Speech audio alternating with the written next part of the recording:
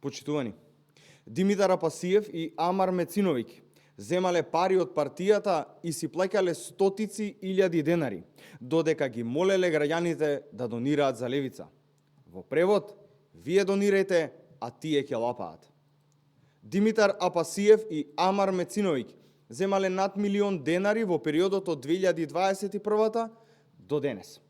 Само во 2025 година, година во која Амар Мециновиќ е пратеник во собранието, тој од левица земал над 200.000 денари. Зашто ти се овие пари, другар Мециновиќ?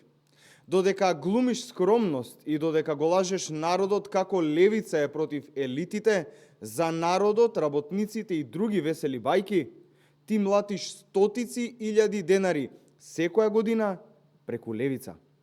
Зарем е мала пратеничката плата, Амар? Лицемерието на левица е тотално демаскирано. Ви благодарам. Доколку имаме прашања, ви стојам на располагање.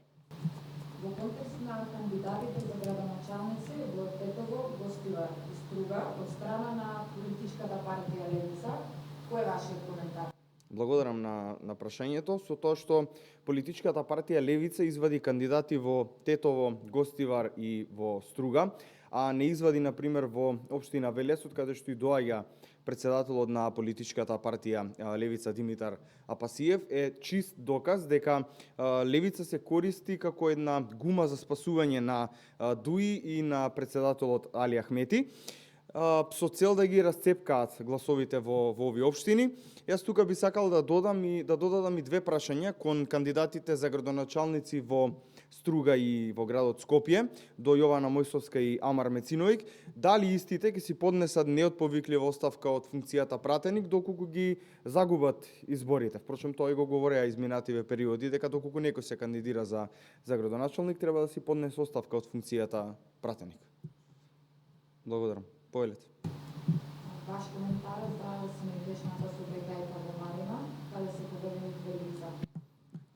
Да, за жал, навистина немил настан. Посакувам брзо заздравување на повредените, а што се однесува до пратеникот од политичката партија Левица Сашко Јанчев, очекуваме оставка од морални и етички причини. Благодарам.